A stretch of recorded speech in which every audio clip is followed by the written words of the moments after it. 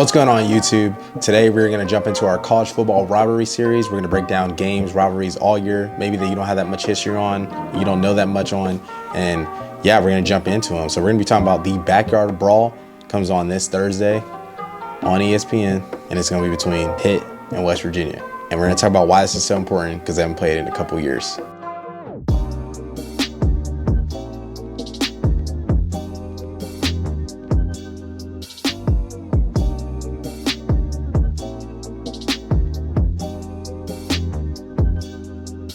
So the Backyard Brawl is an American college football rivalry that is between the University of Pittsburgh and West Virginia. Now, it's super important that the rivalry is called the Backyard Brawl because the universities are approximately 75 miles away from each other on Interstate 79. It's one of the 14th oldest rivalries in the United States. It's typically shown on national television. There's been 104 games total played between the two schools, and Pitt leads the series 61, 40, and 3.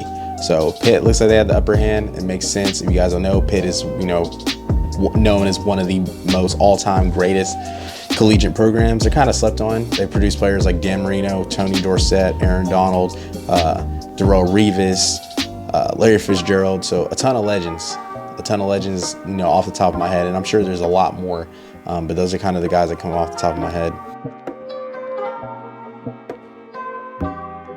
The history of the game, the football series was started in 1895. It's been one of the more intense rivalries between the two schools, just due to how close Morgantown is to Pittsburgh, where Pitt is at.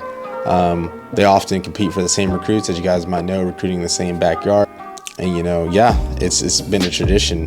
From approximately 1962 to 2011, the series alternated between Pittsburgh and Morgantown on a yearly basis.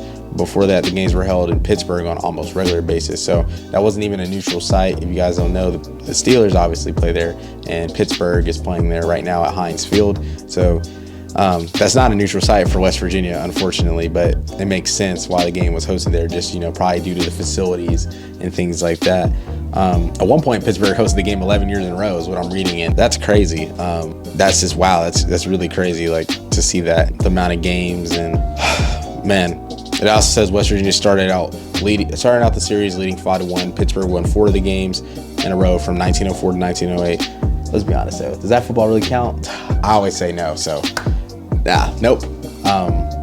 But yeah, on November 25th, 2004, the Backyard Brawl series saw its 97th game, surpassing the 96th game Penn State and Pitt rivalry. So that was Pitt's most played rivalry at the time, and now this game surpassed it. Pitt ended up winning that game 16-13 with a win at Heinz Field. On December 2007, the 100th Backyard Brawl took place. Pitt was upset by West Virginia, and these were some days. Like around this time, West Virginia had some guys. They had Pat White, Steve Slayton, another running back. I forget his name. But these were the days. They were in the Big East, and they just had some dogs. That team on NCAA 07.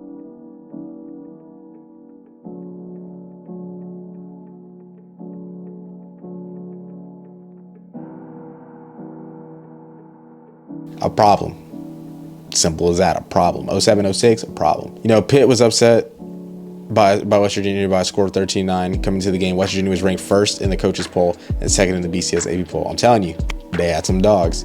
With the loss, West Virginia's BCS national championship games chances were lowered. The Mountaineer, they also talk about them wearing specific jerseys and things like that. I don't really know if they use a trophy or have a trophy to kind of, talk about what happens when the trophy, whoever wins the game, what trophies gets, given to the winner. But also says on September 18, 2011, Pittsburgh announced its departure from the Big East, which we know they're also in the ACC now. And West Virginia is in the Big 12 now, which geographically doesn't make a whole lot of sense, but they're there. And it says a month later, West Virginia would receive an invitation to the Big 12. Both universities were now in different conferences, and the Backyard Brawl is put on a hiatus. It's just sad to see when these rivalries don't exist. I mean, I'll be talking about more rivalries as they take place. Maybe they don't play this year, but kind of want to get in depth and talk about these other rivalries that take place. But it also talks about, it also says, yes, in September 2015, both universities agreed to a 4-game series running from 2022 to 2025. both universities announced the addition of 4 more games from 2029 to 2032. So it looks like they're going to play for a little bit, take a break, play for a little bit, take a break. In my opinion, they should just find a way to work around it. And I just think rivalries are important. I mean, we see Florida and Florida State play yearly. We see Georgia and Georgia Tech play yearly. We see, you know, it's possible to do it. USC Notre Dame, it's possible to do it. Hopefully Oklahoma and Oklahoma State do it when Oklahoma goes to SEC, but it is possible to do it. So I feel like there's really no excuse or no real valid reason. Yeah, that's kind of like the gist of the Backyard Brawl. This is really the first one I wanted to start with. I do know West Virginia is wearing their Country Road uniforms this game, Take Me Home. The unveiling of that uniform was super fire, super dope. So that'll be exciting to see for that aspect.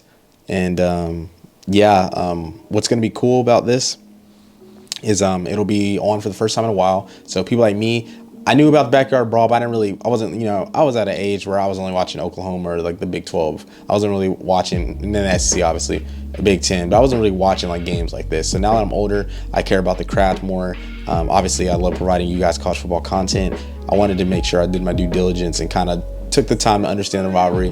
Obviously can't relate on the level that West Virginia or people that live in Pennsylvania feel about this rivalry, but I want to give it my opinion, go in depth and go and talk about it. Now, my winner for the game, unfortunately, I don't think West Virginia will have enough answers for Pitt. I think Pitt, you know, with losing Jordan Addison and Pickett, I think Pitt's just adequately equipped on the coaching standpoint and just from a defensive standpoint. I think they have a really solid defense over there.